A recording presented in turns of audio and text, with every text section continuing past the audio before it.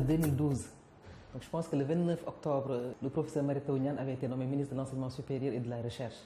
Et il a évoqué sa volonté de mettre en place une université numérique. Et en son temps, il disait université virtuelle du Sénégal, donc entièrement numérique.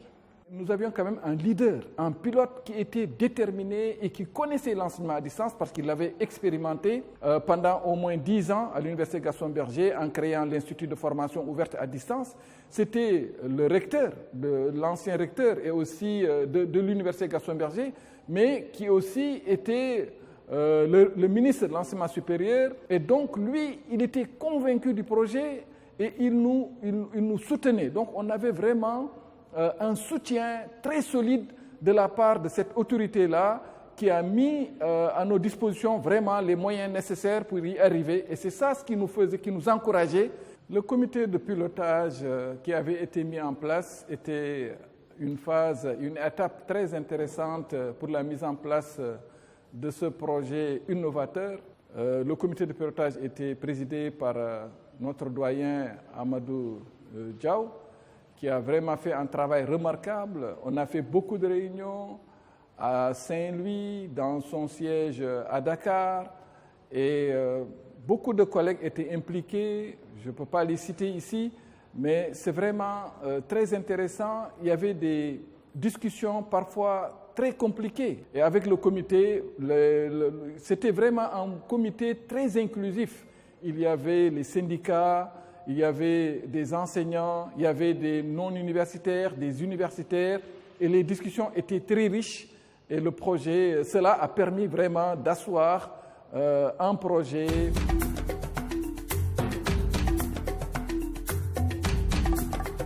Le professeur Mary Teuw Niane, dès le départ, il a évoqué sa volonté en fait d'avoir vraiment un espace de travail, déjà qui ont une équipe d'ordinateurs, qu'il y ait plus de 100 places de capacité d'accueil d'ordinateurs, qu'on puisse également permettre à des jeunes de pouvoir venir et d'accueillir, de pouvoir interagir également avec des enseignants au départ. Donc, quand il a évoqué ça, donc on parlait en fait des open space parce que dans ce contexte-là, on était dans les contrats de performance dans les universités dans le cadre du programme PGFSUP avec la Banque mondiale, porté par le ministère de l'Enseignement supérieur. Et donc, quand on parlait d'open space, bon, on était dans un milieu francophone, il était devenu ministre, il n'était plus un recteur. Donc, open space, c'est innovant. Et quand on le traduit en français, ça donne quoi? Espace ouvert. Et dans les discussions, se disant université virtuelle, donc, espace ouvert, c'est espace ouvert en fait, hein, c'est espace culturel ouvert, c'est espace sportif ouvert. Mais comme on était dans le domaine numérique, il fallait avoir un marqueur. Et de là, on est allé vers espace numérique ouvert pour être dans un espace dédié vraiment à la volonté numérique. Mais ce n'était pas gagné. Donc, on a dit qu'il fallait avoir cet espace-là. Donc, mon argumentaire a été de dire que je pense qu'aucune maman n'est encore prête à ce jour à voir son enfant dans son lit chaque matin et que l'enfant lui dise « je suis à l'école » ou « je suis à l'université ». Donc, dans nos sociétés, on souhaite que l'enfant puisse se lever le matin, se laver et dire « yaay maa ngi jàngi » ou dire « maman, je vais à l'université ». Et ça a été je pense en fait un argument majeur de conviction pour dire que dans notre société, il fallait cette transition-là. C'était nouveau, le numérique en soi, même pour nos jeunes, même s'ils avaient peut-être accès chez eux, mais il fallait également les aider à savoir comment les utiliser. Donc il fallait quelque part qu'on dispose de ces espaces de socialisation-là où un enseignant pouvait venir donner quelques cours, que si un étudiant également avait des difficultés, il pouvait aller quelque part. Parce que, comme on le dit, la diversité et les richesses, et tous les jeunes ou tous les enfants ou tous les apprenants n'avaient pas les mêmes aptitudes ou capacités. Il était important en fait de donner l'équilibre. Quand on parle d'équité, c'est cela également aussi en fait de pouvoir donner un espace, un cadre de travail.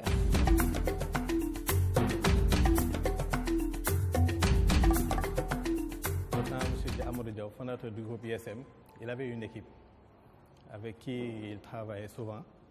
Et un matin, il est venu et il nous a dit que Monsieur le ministre, M. Mary Teuw Niane, lui avait confié une mission de travailler sur l'UVS, l'Université virtuelle du Sénégal.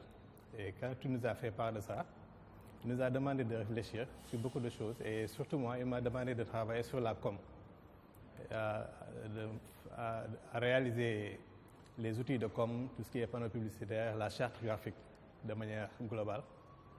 Et quand on a fini ce document-là, il nous a dit qu'il manquait quelque chose, un slogan, une phrase qui pourrait expliquer de manière simple ce qu'est l'UVS. Et comme on était une équipe, chacun réfléchissait et disait à voix haute. Bon, c'est dommage, je n'ai pas retenu les autres, ce qu'ils proposaient. Mais quand j'ai réfléchi, je me suis dit université. Qui dit université dit amphithéâtre, dit cours, dit savoir et virtuel. Cela supprime les barrières de l'espace et du temps. Et comme on est au Sénégal et que le Wolof est notre langue nationale, j'ai proposé Fonek Fofle. Et là, il m'a dit, répète ce que tu viens de dire. J'ai dit Fonek Fofle. Et là, toute l'équipe a dit, c'est vrai, Fonek Fofle, ça explique ce qu'est l'UVS. Donc c'est comme ça que c'est venu, le slogan, et tout le monde a appris.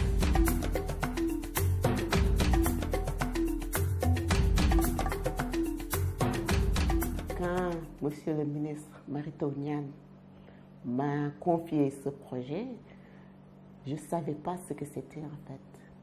Il m'a donné un programme bien déterminé et m'a donné en tout cas la liberté de concevoir, de voir ce que je peux faire avec le programme. Et c'est ce qu'on a fait. Nos premiers échanges sur ces énaux-là, c'était depuis 2013. Mais au fur et à mesure, je rencontrais des gens qui me parlaient de ce qu'il y a à faire. Et c'est en ce moment que j'ai compris l'ampleur en fait, des espaces numériques ouverts. Parce qu'au début, on ne parlait même pas d'espace numérique ouvert. C'était un projet. Pas de nom. C'était un projet tout simplement. J'ai vu qu'il n'y avait que des Sénégalais dans ce projet. Du début à la fin. Le concepteur déjà, peut-être que moi c'est du point de vue des maquettes et autres, mais le contenu, tout ce qui est contenu, avec les professeurs que j'ai eu à rencontrer, tout le monde, les élèves, les étudiants, je me suis dit qu'en fait c'est un projet d'ampleur qui va révolutionner l'enseignement supérieur. Et j'ai compris qu'avec Monsieur le ministre, il n'y avait pas des obstacles, il n'y avait que des équations à résoudre. Ça, je l'ai appris de Mary Teuw. Il n'y a pas d'obstacle. Il n'y a pas d'obstacle qui freine un projet, non.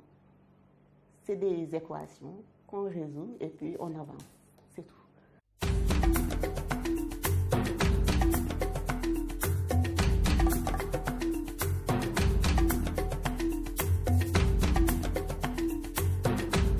Quand j'étais orienté à l'Université virtuelle du Sénégal, j'ai ressenti une très grande déception parce que tout simplement c'était quelque chose de nouveau pour moi. Je ne m'y attendais pas parce que je voulais être orienté à l'Université Cheikh Anta Diop ou bien à l'Université Gaston Berger. Donc j'ai ressenti une honte parce que je me disais en fait qu'est-ce que j'ai fait pour mériter cette orientation dans une université qui d'ailleurs n'existait pas encore. Donc j'ai ressenti une très grande déception.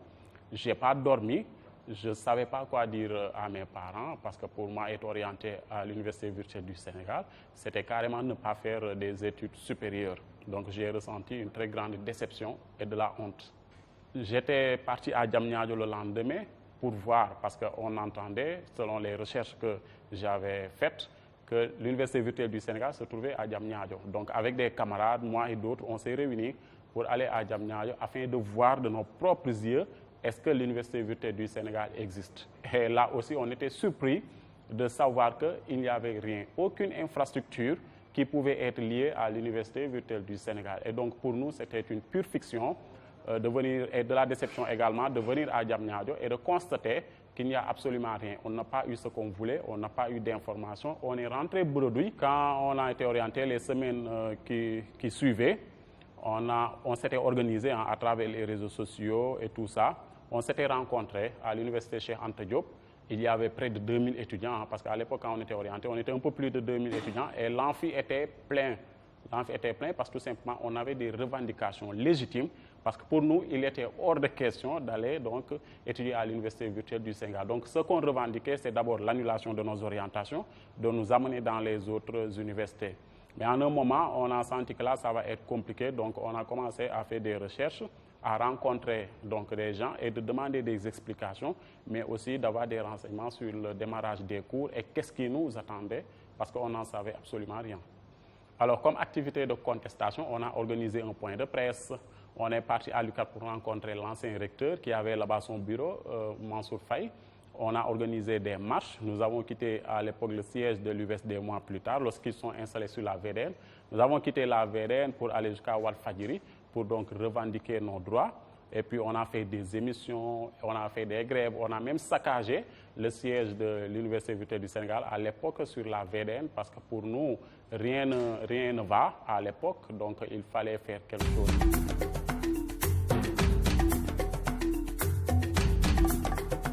Je me nomme Bana Salkan. Je suis la première femme recrutée à l'université numérique Cheikh Hamidou Kane, ex-université virtuelle du Sénégal. Ça a été pour moi une expérience unique et très marquante. À ce moment-là, l'université numérique était encore un projet nouveau, une idée ambitieuse qui voulait prouver que le numérique pouvait transformer l'enseignement supérieur. Je savais que je rejoignais une université en construction où tout restait à faire. Les premiers jours étaient à la fois passionnants et difficiles. Il fallait comprendre, organiser les équipes, créer les outils, établir les procédures. Nous étions peu nombreux, mais très motivés. Je m'appelle Aliou Sané, donc recruté au mois de fin juillet 2014 comme premier responsable de la scolarité de l'Université virtuelle du Sénégal. Ce qui m'a le plus marqué à l'UVS à ses débuts, c'est déjà le premier jour quand je suis venu. Déjà au téléphone, on me demandait de venir avec mon ordinateur. Je me disais, une université numérique où on ne donne même pas d'ordinateur. Donc, et je viens, je demande à voir M. Ndiaye, qui était le premier directeur administratif et financier de l'université virtuelle à l'époque. Donc, on me demande de l'attendre. Et je constate qu'il n'y avait qu'un seul bureau. En tout cas, disponible pour le personnel, c'était le bureau de l'accueil, l'agent d'accueil. Et là, on me donne une chaise, il faut vous asseoir là. Après, je monte, voir le DAF. Je me rends compte qu'il n'y avait même pas de bureau construit pour le personnel à ce moment. Après l'entretien, et on me dit, donc, vous allez vous mettre quelque part. Après, on m'a envoyé le fichier des listes de la première promotion pour travailler déjà sur ça et préparer le démarrage des étudiants. C'est l'un des faits qui m'a le plus marqué parce que je pensais que j'allais trouver en tout cas au moins un bureau pour travailler et on allait me doter d'ordinateurs au moins. Donc c'est pour vous dire les conditions dans lesquelles on a démarré à l'UVS. J'ai intégré l'UVS à ses débuts. Je venais du ministère. Au tout début, c'était extrêmement difficile. Il y avait rien du tout. Absolument rien. Et il fallait faire face à des étudiants qui venaient tout juste d'être orientés à l'UVS.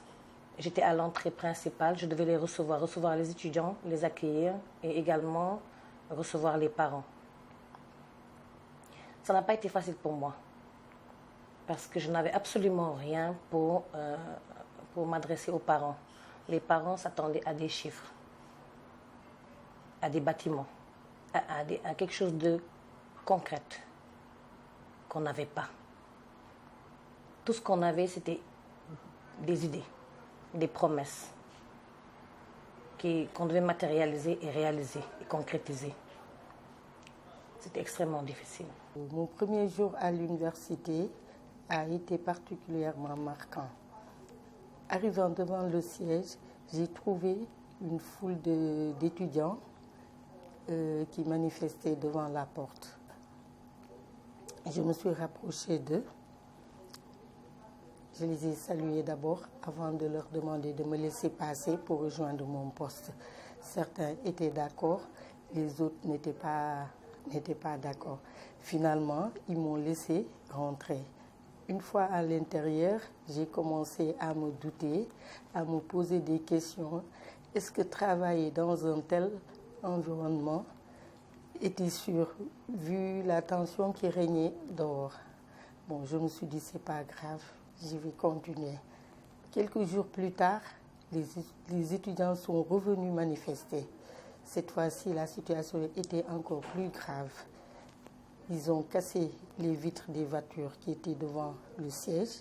Ils ont cassé les vitres du siège.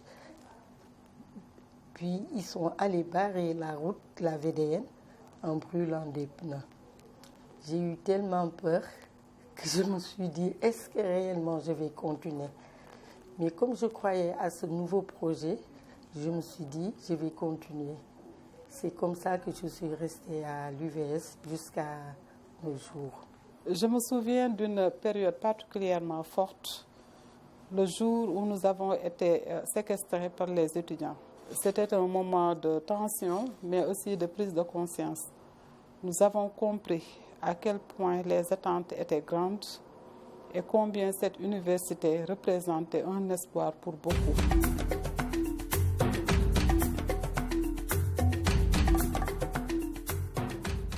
Université des vies sacrifiées, parce que tout simplement on était sacrifiés, on était vraiment sacrifiés, hein, c'est le sentiment qu'on avait, parce que tout simplement on était orienté dans une université qui n'existait pas encore, dans une université qui pour nous n'avait pas encore de personnel, on voyait personne. Université des vies sacrifiées parce qu'on achetait nos machines, qui étaient pourtant nos outils de travail. Université des vies sacrifiées parce que tout simplement on payait notre connectivité au moment où les autres étudiants dans les autres universités faisaient leurs cours tranquillement, sans problème, et il y avait de la subvention de l'État pour les restaurants, etc. Mais nous, on nous oriente là où on ne connaît pas, on nous oriente là où il n'y a encore rien de prêt. On demande d'acheter les ordinateurs, d'acheter pour nous-mêmes de la connectivité. Donc pour nous, on était sacrifiés, et puis parce que tout simplement, l'avenir était incertain pour tout ce qui était orienté à l'époque. Les étudiants venaient, d'emblée, ils se mettaient à pleurer. Avant de pouvoir s'exprimer, ils se mettaient à pleurer. C'était pas facile. Imaginez plus de 10, 20, 30 personnes se mettre à pleurer, y compris les parents, surtout les mamans.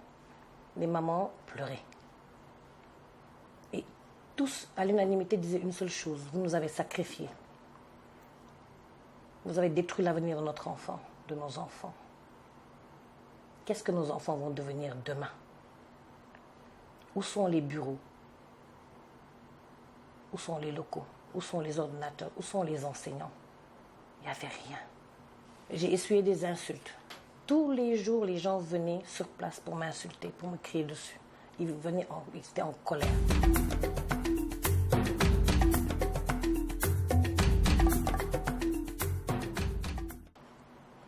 Et je me suis accrochée à une seule phrase de mon défunt père. Il me disait toujours, face aux difficultés, face aux obstacles, il faut rester debout. Et tu as le devoir de veiller à ce que beaucoup restent debout. Comment tu vas y arriver, je ne vais pas te le dire, mais tu sauras quoi faire. Mais ne baisse jamais les bras. Dès lors que tu es conscient que tu es vivante, tout peut arriver, mais reste debout. Je me suis accrochée sur ça et ça m'a aidé. Ça m'a beaucoup aidé. Et c'est grâce à ça que je trouvais les mots pour parler, consoler, essayer d'apaiser.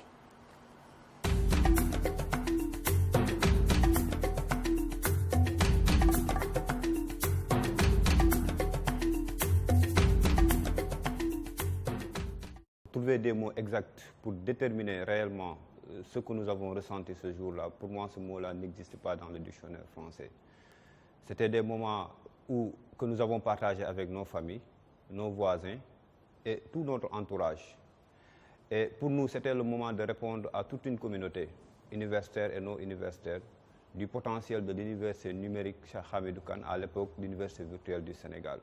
À nos parents qui, en un moment, ont douté de nous. Si on prend l'exemple de ma famille, par exemple, qui en un moment pensait que dans le langage pulaar, Minjangan, Minpijat, c'était juste qu'on n'apprenait pas, on jouait. Et pour moi, la graduation a été ce jour-là qui a donné réponse à toutes ces interrogations que la société se posait sur nous, apprenants de l'université numérique Cheikh Hamidou Kane à l'époque UVS. Donc c'était un jour vraiment inexplicable parce qu'on a senti quelque chose de nouveau. Une considération. Et on marchait la tête autant dans nos quartiers, dans nos quartiers avec notre entourage, parce qu'à un moment, les gens doutaient de nous. Les gens ne nous comprenaient pas. Les gens pensaient qu'on partait et on revenait sans explication, sans université, sans mur, et on est tout le temps devant nos machines. Et quand on était exigeant envers les autres, ils ne nous comprenaient pas. Parce que imaginez, vous faites un cours à distance chez vous, vous demandez aux gens de parler moins fort, ils ne vous comprennent pas.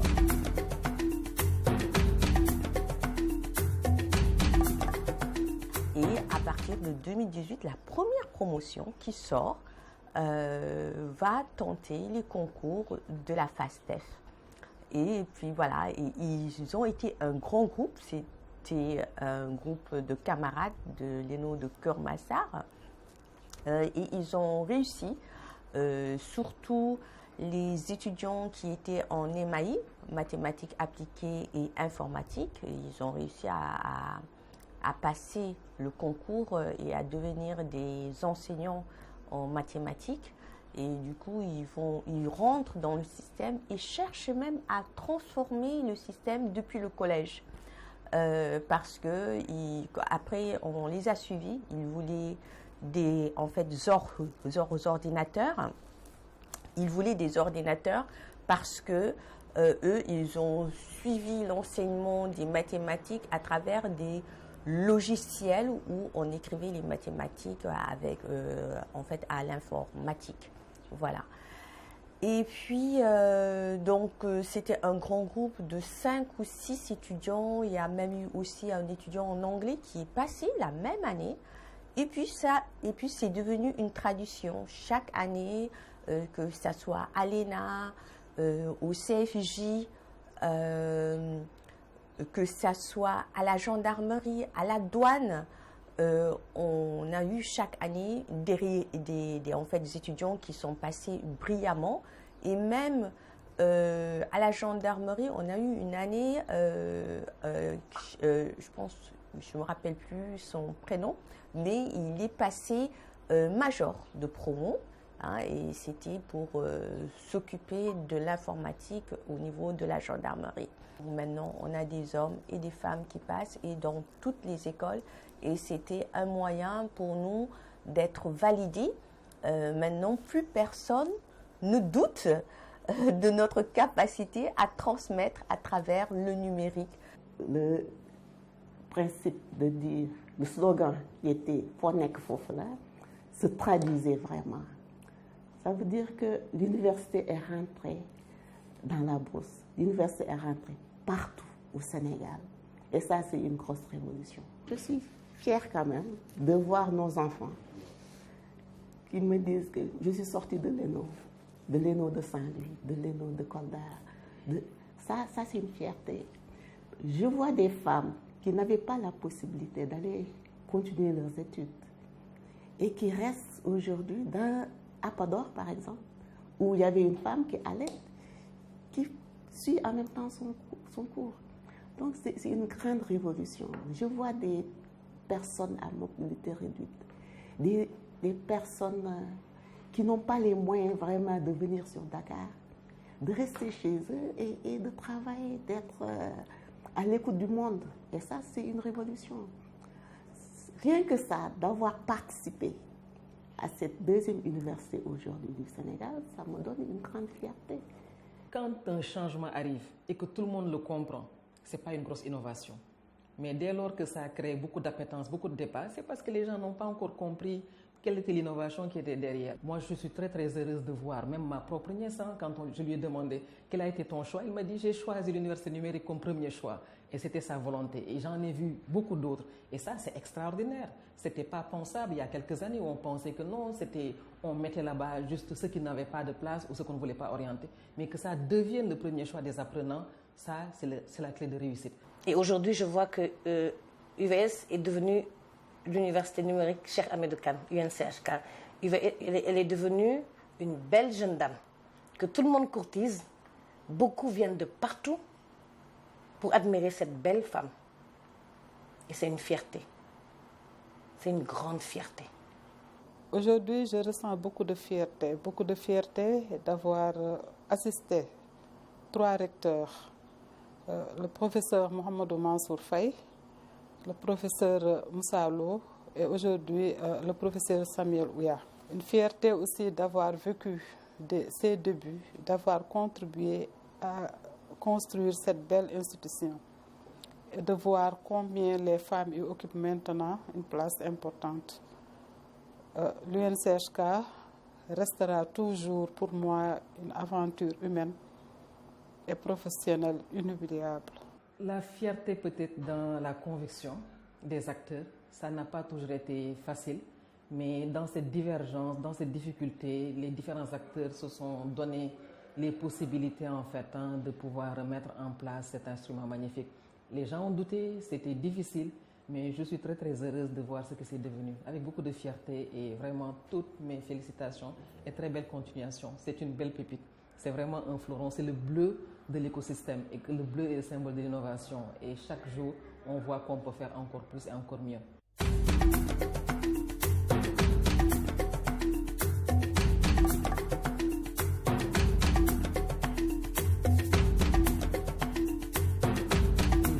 C'est en janvier 2023 que nous avons reçu un appel du ministre de la Culture de l'époque, le professeur Aliou Sow, qui nous informait que le président a souhaité rebaptiser l'université virtuelle numérique du Sénégal en université numérique Cheikh Hamidou Kane. Je pense une semaine plus tard, il est venu nous rendre visite ici. Bien sûr, papa informé a été très content, ému, mais il n'en avait pas une conscience claire jusqu'à ce que le ministre vienne nous rendre visite et lui explique les tenants et les aboutissants de cette décision. Donc le professeur Aliou Sow est arrivé ici et nous a expliqué que c'était à l'issue d'un conseil des ministres que le président les a interpellés en disant que partout où il allait dans le monde, une des premières questions qu'on lui posait, c'est Cheikh Hamidou Kane et cet écrivain monumental, etc. etc. Et il sait aussi qu'il a été primé un peu partout dans le monde. Et il s'est dit, je n'ai pas souvenance qu'au Sénégal, on ait eu cette non pas attention, parce que Cheikh Hamidou a toujours été un écrivain bien aimé, bien apprécié.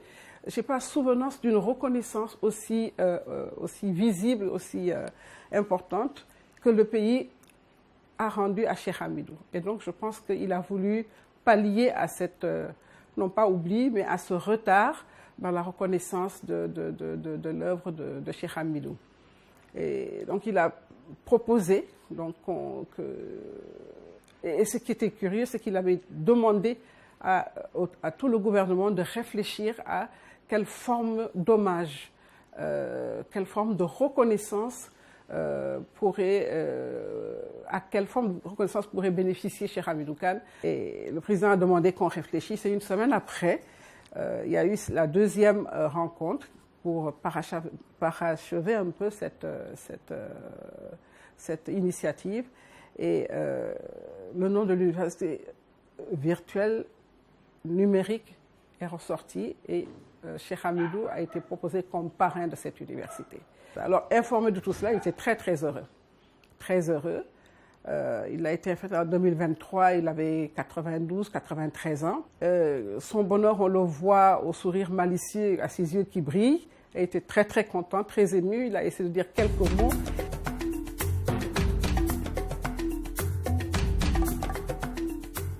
Il avait 80 ans quand il y a eu ce boom-là. Et il était toujours très attaché, toujours aux livres, ses réflexes de scribe. Et il voyait à côté comment les choses avançaient.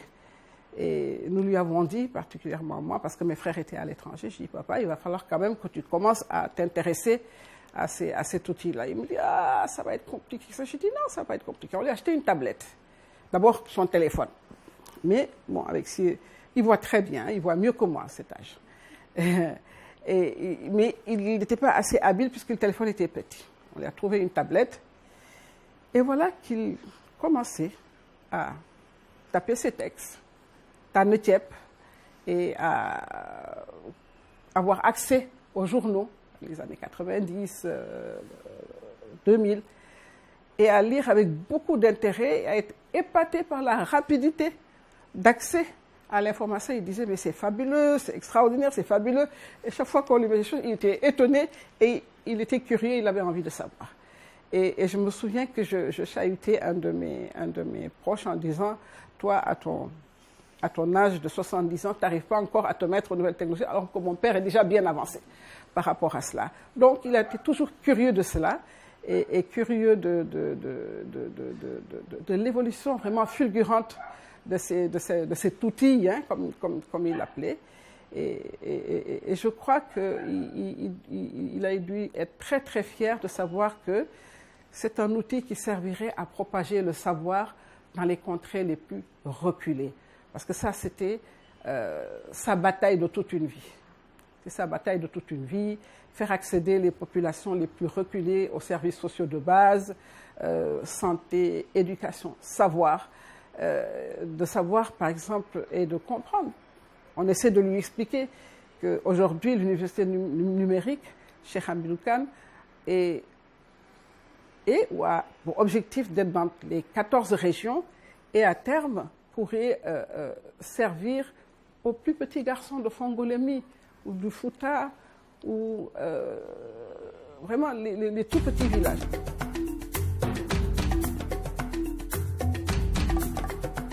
Toujours espérer que le nom sera utilisé et porté au fin fond des communautés, pas seulement sénégalaises, parce que c'est une expérience unique, hein, qui peut dépasser et qui devrait et qui doit dépasser le Sénégal, hein, parce que c'est une très belle expérience, l'université numérique, Cheikh Hamidou Kane, et le développement et la réussite de cette université-là au plan africain et peut-être même mondial, parce qu'aujourd'hui l'enseignement numérique c'est un enseignement qui a beaucoup de valeur partout dans le monde.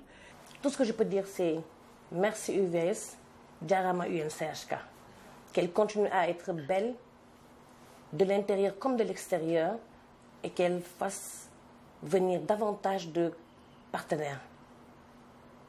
Et qu'elle puisse avoir un peu partout dans le monde des sœurs jumelles.